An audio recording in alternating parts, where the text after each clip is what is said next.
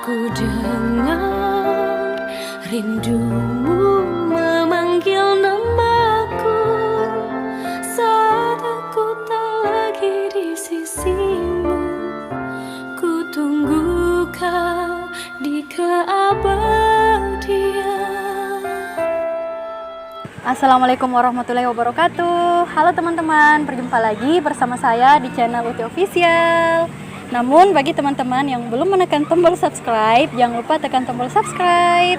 Insya Allah di video dan di channel Uti Official selalu menghadirkan video-video yang bermanfaat dan tentunya menginspirasi. Oke teman-teman, untuk video kali ini Uti tidak sendiri, tetapi Uti ditemani oleh seseorang yang memiliki cerita perjalanan cinta yang sangat luar biasa dan mengagumkan. Nah, penasaran? Yuk kita sapa kakaknya terlebih dahulu. Assalamualaikum Kak Dini. Waalaikumsalam. Bagaimana kabarnya Kak Dini? Alhamdulillah baik. Alhamdulillah. Ya, jadi terima kasih sebelumnya buat Kak Dini sudah mau bergabung di channel kami dan mau berbagi kepada teman-teman tentang cerita inspirasi yang langsung dirasakan oleh narasumber kita. Oke, sebelumnya Kak Dini untuk memulai, sebelumnya kegiatan Kak Dini untuk saat ini apa aja Kak Dini? Untuk saat ini kegiatannya paling menanam bunga, mengoleksi bunga-bunga, terus di samping itu ngurusin anak-anak juga, belajar online, terus diselingin masak, bebenah, nyuci, ya seperti ibu rumah tangga pada umumnya. Pada umumnya. Ya, Masya Allah. Jadi teman-teman, kenapa saya undang Kak Dini ini di channel Uti Official? Karena Kak Dini ini seperti saya bilang tadi, beliau punya cerita perjalanan cinta yang sangat luar biasa dan sangat mengagumkan. Dan kita mau tanya dulu nih sama Kak Dini, awal bertemu atau berkenalan dengan sang suami itu seperti apa sih? Kak Dini bisa diceritakan? Awal ketemu sama almarhum itu, waktu itu beliau tugas di Selayar. Boleh dibilang dari jarak gua ke Selayar itu boleh waktunya itu kurang lebih 8-9 jam ya. Nah waktu itu kebetulan teman beliau ada yang nikah, terus beliau main ke Makassar, terus main ke rumah Om, karena kebetulan almarhum juga sama Om itu satu kantor, main ke rumah Om, terus mainlah ke rumah waktu itu. Kalau nggak salah waktu itu hari Sabtu di saat saya pulang sekolah. Masya Allah, pulang sekolah ya. Okay. Dan kalau nggak salah waktu itu masih seragam pramuka. Masya Allah. Jadi masih yang ya ini ya, masih usia. Iya Kak Dini. Terus Kak Dini gimana tuh cara ketemunya, cara kenalannya? Karena katanya dijodohkan ya Kak Dini ya? Iya, jadi awalnya tuh saya sama almarhum, saya karena merasa cuman sekedar bertamu, jadi saya sebagai tuan rumah cuma menerima gitu ya, nemenin ngobrol ya tapi nggak tahu pas kesini-sininya kayak dia punya niatan yang lebih serius gitu kan. Dan di saat itu kan saya masih berusia ya, boleh dibilang masih kategori remaja gitu kan, yang belum terpikirkan untuk hal yang terlalu jauh gitu kan. Sementara sosok beliau itu di kala itu sudah memikirkan hal yang lebih serius. Sedangkan saya di usia saat itu masih kekanak-kanakan lah ya. Main lah ya, bebas gitu ya. Nah di awal jumpa almarhum itu saya masih enjoy karena merasa itu ya sekedar tamu kita ini. Cuman di saat dia sudah mulai mengungkapkan perasaan gitu kan, saya mulai kayak jaga-jaga jarak gitu, karena apalagi dia tuh pengen serius gitu, pengennya nggak pengen pacaran atau pengen apa, emang pengennya dia itu untuk yang ke jenjang yang lebih serius. Jadi saya yang di usia saat itu merasa kayak berat gitu ya Dek, karena merasa belum siap aja kalau sudah harus langsung memikirkan Iya. ke tahap yang lebih serius gitu kan. Kalau boleh tahu usia Kak Dini sama beliau almarhum itu usia ini jaraknya berapa tahun Kak Dini? 7 tahun. 7 tahun, Masya Allah. Berarti Emang agak-agak jauh. Dewasa ya, Masya Allah. Oke, Kak Dini bisa mungkin diceritakan perjalanan cinta Kak Dini dari awal bertemu sama beliau yang hanya cuma dijodohkan hingga muncul rasa cinta itu dan akhirnya minta maaf sebelumnya Kak Dini almarhum harus meninggalkan Kak Dini dan kedua anak Kak Dini. Jadi awal ketemu almarhum itu beliau itu bertamu ke rumah.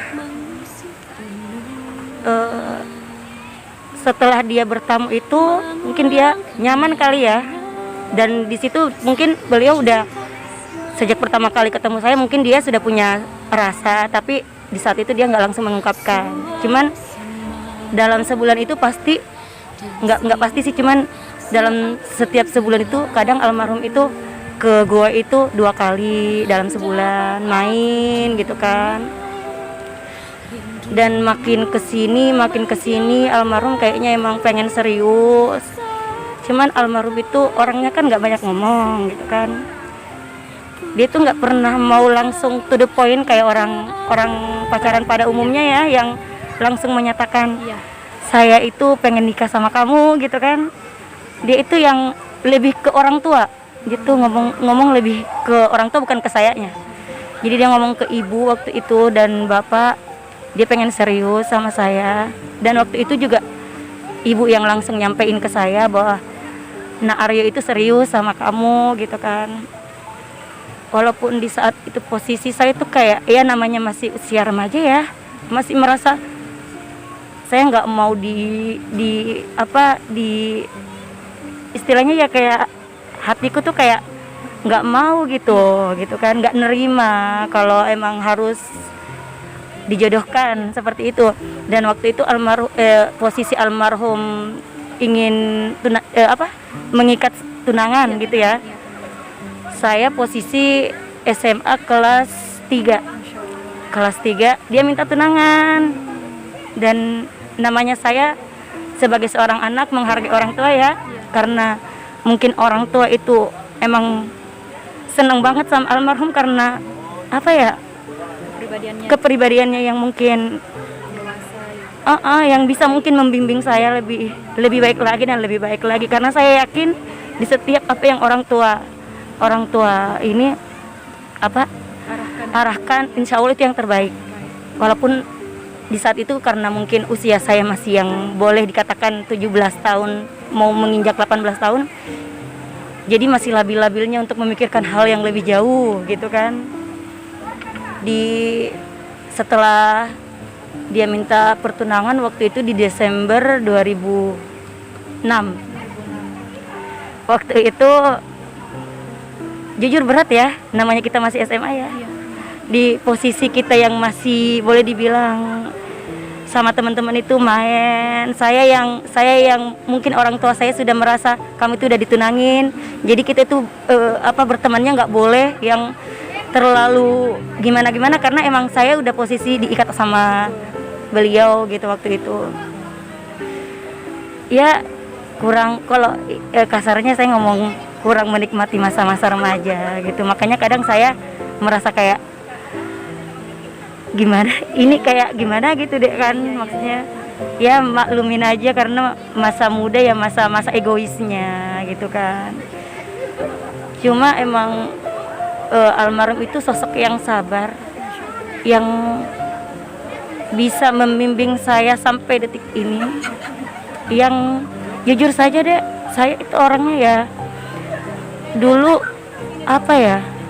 ya egois gitu ya, keras kepala lah kok boleh dikatakan kayak gitu.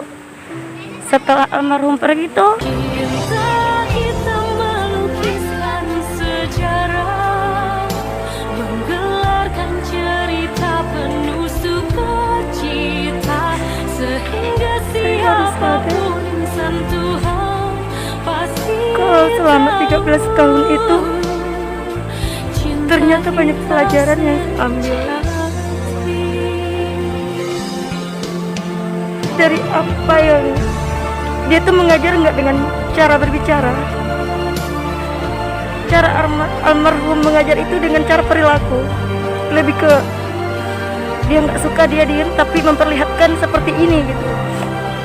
Seperti sholat, dia dulu yang sholat memperlihatkan ayo sholat gitu, nggak yang harus kayak dipaksa ngajar yang seperti kasar, enggak. Almarhum itu sosok yang sabar, lembut hati,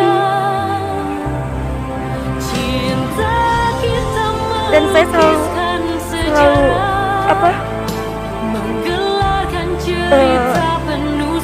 sampai detik ini saya merasa insya Allah semoga apa yang telah almarhum ajarkan semasa hidupnya menjadi amal jariah buat almarhum,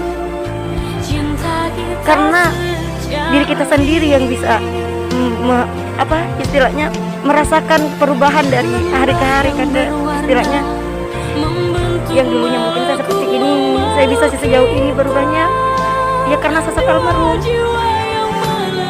Dan saya baru sadar ternyata di saat dia sudah pergi, sifat-sifat yang boleh dibilang sifat-sifat yang nggak begitu ini berubah dengan sendirinya. Bisa ada pertanyaan lain deh? Oke,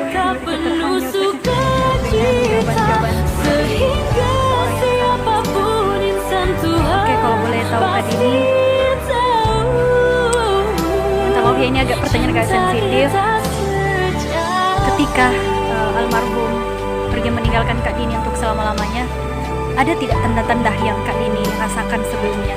Dan apa sih yang membuat almarhum sampai meninggalkan Kak Dini dan anak-anak? Kalau untuk tanda-tanda sih sebenarnya nggak begitu ini ya, karena almarhum itu sehat. Kalaupun sakit juga ya saya kadang mikirnya cuma sekedar sakit-sakit yang wajar, meriang gitu kan, capek ya. Paling saya sebagai seorang istri emang sudah menjaga pola makan gitu kan, karena beliau itu memang ada kolesterol, ada diabetes. Jadi di bulan-bulan Agustus tahun kemarin itu saya sudah mulai menjaga makanan almarhum gitu. Dari nasi kadang diganti dengan telur, dengan sayuran, lebih ke gaya hidup sehat gitu kan.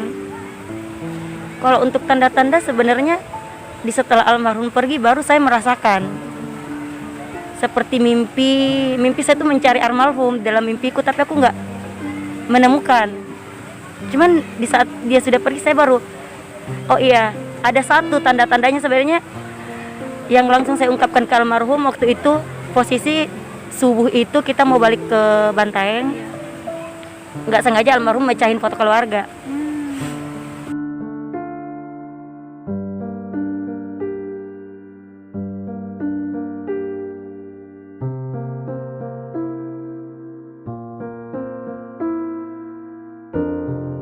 Saat aku tak lagi di sisimu, ku tunggu kau di keabadian. Aku tak pernah pergi, selalu ada di hatimu. Kau tak pernah jauh, selalu ada di dalam hatiku. Sukmaku berteriak, menegaskan ku cinta padamu. Terima kasih pada Maha Cinta